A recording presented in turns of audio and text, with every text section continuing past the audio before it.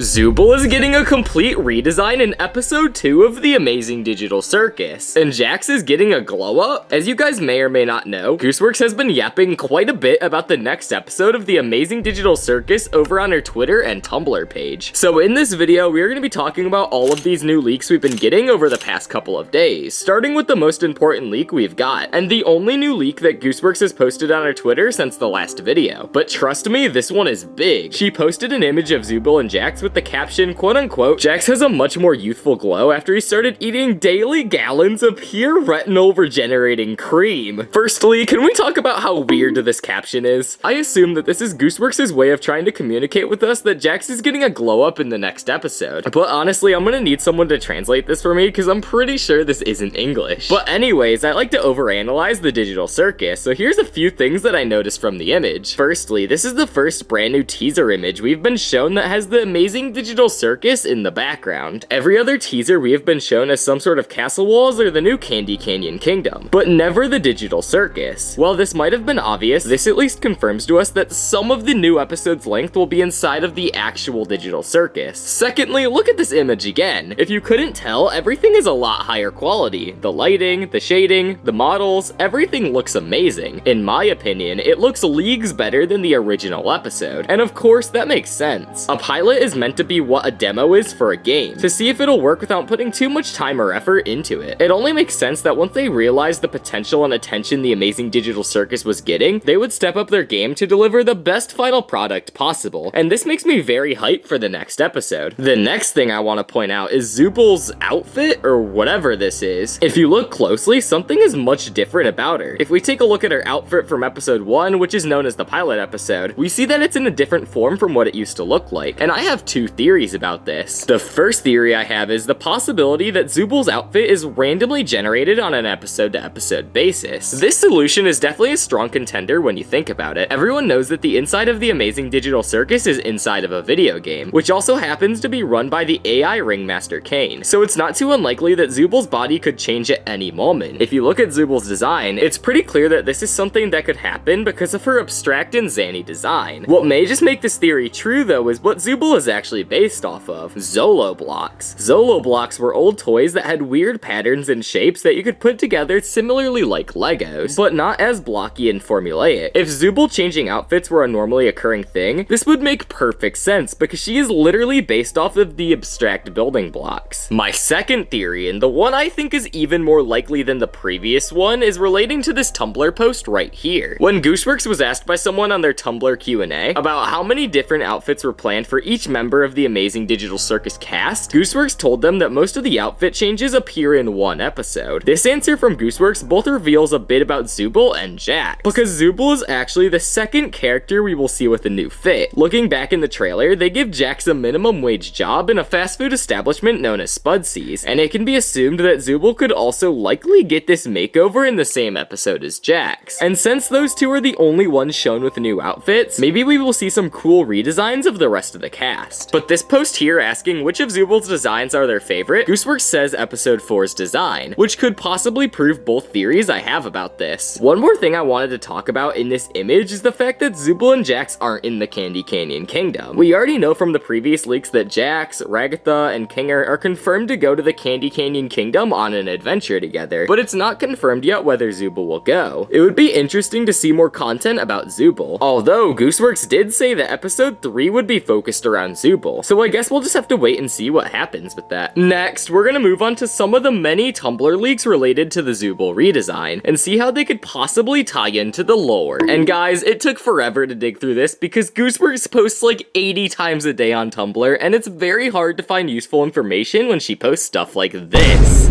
Anyways, firstly, we got this question asking if Gummy Goo, the name of the gummy crocodile thing, will be riding a horse like a normal cowboy, prompting a response from Gooseworks saying that Gumagoo is in fact not a cowboy, which I actually theorized about before in a video, saying that he was not a cowboy but an explorer, almost like Indiana Jones. But even that theory is not confirmed, so we will just have to wait and see, I guess. Next, we got a fan asking who gave Kinger a shotgun, and Gooseworks pulled out their signature line, saying that we will simply have to wait and see. This reply in question is honestly quite funny to me though, because I never thought of anyone actually giving Kinger a shotgun. To me, it just seems more likely that Kinger would either have to find it or just have one lying somewhere around. But maybe this response just means that there is more to this scene than we originally thought. But I don't think that Kane would give him a shotgun, nor anyone else, besides Jax. Yeah, Jax would definitely do it. I mean, he always just has random stuff lying around. Like, he possesses a bowling ball, for goodness sake. Why does he have a bowling ball? There isn't any bowling lanes in the Digital Circus as far as I know. So why wouldn't Jax just hand Kinger a shotgun to see if funny things happen to other people? The next post is this one, where a fan asks Gooseworks how often Kane pops in and checks on the circus members. And Gooseworks says that it's enough for it to be a looming threat to their privacy.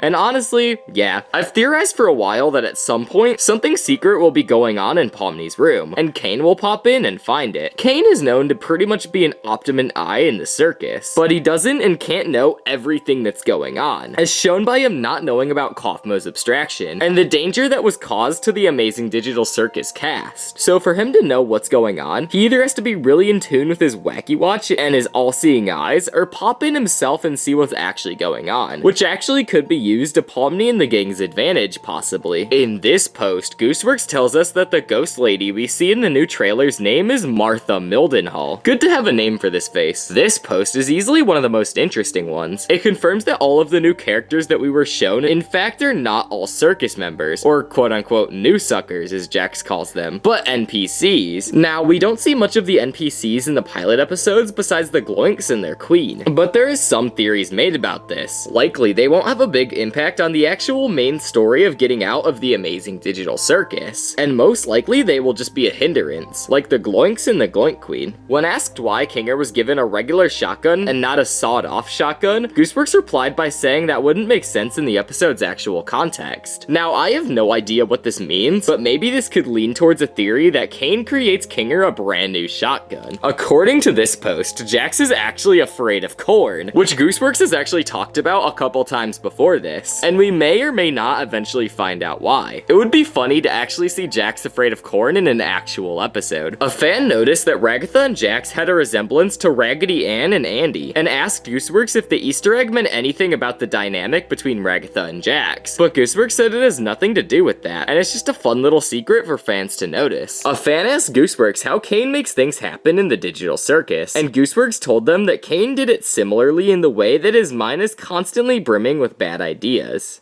No, God, I don't want an in-house adventure. Don't worry, Zubal. I'll make it something unobtrusive that you can still choose to not get involved with. Today's adventure is... Gather the Gloinks! But hey, that's just a theory. Yeah, just click the video on, just click the video on screen, just